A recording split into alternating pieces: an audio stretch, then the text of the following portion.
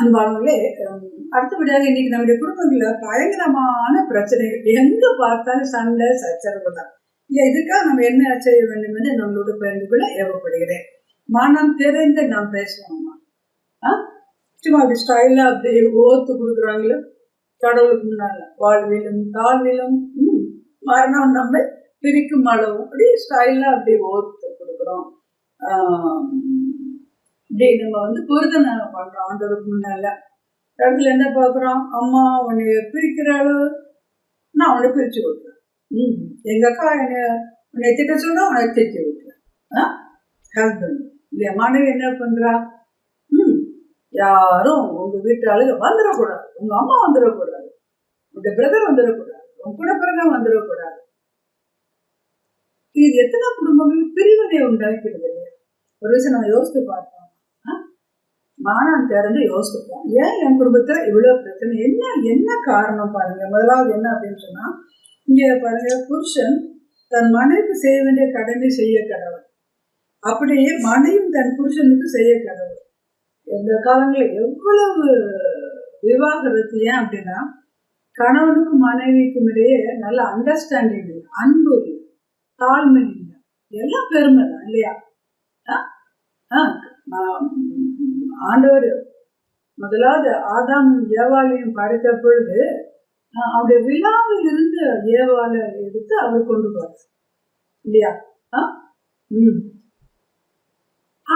அவங்க சரீரத்தில் ஒரு உறுப்பு இல்லையா, அந்த நினைச்சா வா அப்படின்னு வந்திருக்கும், அப்படி பண்ணவே இல்லையா? அதனால ஒவ்வொரு கணவனும் தன்னுடைய மனைவியை தன்னுடைய சரீரமாக நேசிக்க கற்றுக்கொள்ள வேண்டும். அது என்ன டவுரியா, ரொம்ப பாவமா இருக்குல்ல, எவ்வளவு டிவியில பாக்குறோம், ரொம்ப வேதனையா இருக்குது இல்லையா? என்ன நம்ம கிறிஸ்டியன் ஃபேமிலியில அப்படி என்ன இந்த அன்பு எங்க போச்சு? மனைவி நேசிக்கணும் இல்லையா? அதே மாதிரி மனைவி கணவனை நேசிக்கணும் இல்லையா? கணவனுடைய சொத்து மட்டும் போதும் எத்தனை குடும்பங்கள்ல இல்லையா கடைசியில பிரிவினை ஆகி போய் விடுகிறது. அந்தானே இந்த நாளிலும் கூட நாம் உண்மையிலே தேவனுக்கு பயந்து கணவரை நாம் நேசிப்போம். அவருக்கு தெரியாதபடி ஒன்றும் செய்யக்கூடாது. மனைவியும் கணவனுக்கு தெரியாம எதுவும் செய்யவே கூடாது இல்லையா? எனவே இப்படியாக நாம் செய்ய தேவன் நம்மை அழைக்கிறார். எனவே புருஷன் தன் மனைவிக்கு செய்ய வேண்டிய கடமையில செய்ய கடவுள்.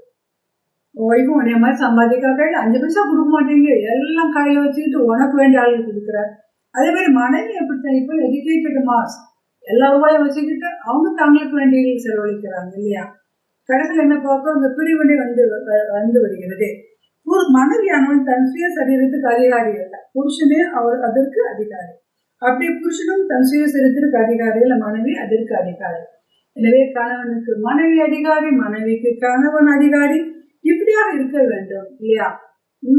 சில கணவர் பேசவே மாட்டேன், பேசினா ப்ரிஸ்டேஜபிள், ஆனா மனைவிக்கு பேசாம இருக்க முடியாது. அந்த மனைவி பேசி பேசி தன்னை தாழ்த்தி இயேசுவின் ஜெபித்து உபவாசம் பண்ணி எத்தனை குடும்பங்கள் கட்டப்படுகிறது. சரி, இதெல்லாம் கேட்குறீங்க, நீங்க எந்த குரூப்ல இருக்கிறீங்க?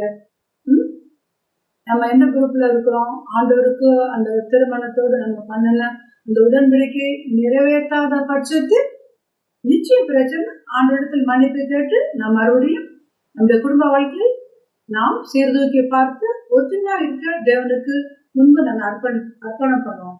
சுவாமி, ஆண்டவரே, ஐயோ ஏன் அவனுக்கு விவாகரத்து, ஐயோ பெற்றோர்கள் செய்த அந்த பாவங்கள் உங்க சன்னதியில் எட்டுகிறதப்பா. மனுஷன் எதை விதைக்கிறானோ அதை இருப்பான்.